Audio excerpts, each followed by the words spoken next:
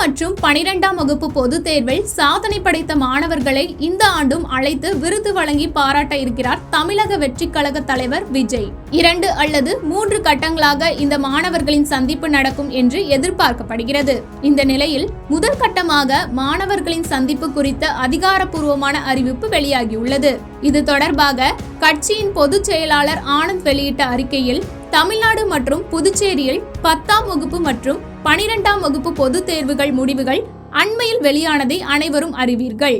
இந்த பொதுத் தேர்வுகளில் தொகுதி வாரியாக சிறந்த மதிப்பெண்கள் பெற்ற மாணவ செல்வங்களை தமிழக வெற்றிக் கழக தலைவர் திரு விஜய் அவர்கள் நேரில் அழைத்து பாராட்ட உள்ளார்.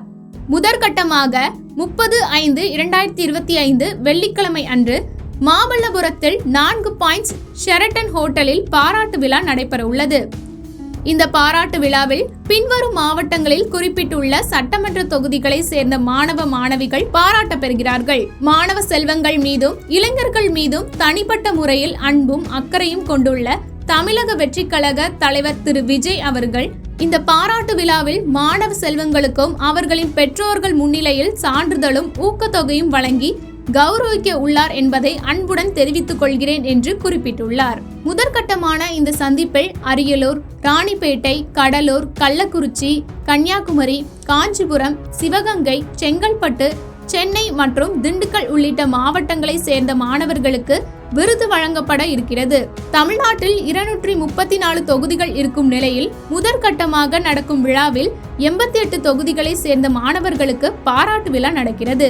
முன்னதாக கடந்த 2023 மற்றும் 2024 ஆண்டுகளிலும் மாணவர்களுக்கு விருது வழங்கி வரும் விஜய் அதன் தொடர்ச்சியாக இந்த ஆண்டும் விருது வழங்குகிறார். கட்சி தொடங்குவதற்கு முன்பாக 2023ஆம் ஆண்டு விருது விழாவில் பேசிய விஜய், அம்பேத்கர், பெரியார் மற்றும் காமராஜரை படியுங்கள் என்று அறிவுரை வழங்கியிருந்தார். தொடர்ந்து கடந்த ஆண்டில் நடந்த விழாவின் போது நீட் விவகாரம் குறித்து பேசியிருந்தார்.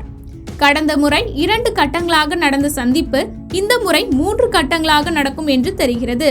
விழாவிற்கு 3 நாட்களே மீதம் இருப்பதால் மாணவர்கள் மற்றும் பெற்றோர் அழைத்து வரும் பணியில் கட்சியினர் தீவிரம் காட்டி வருகின்றனர்.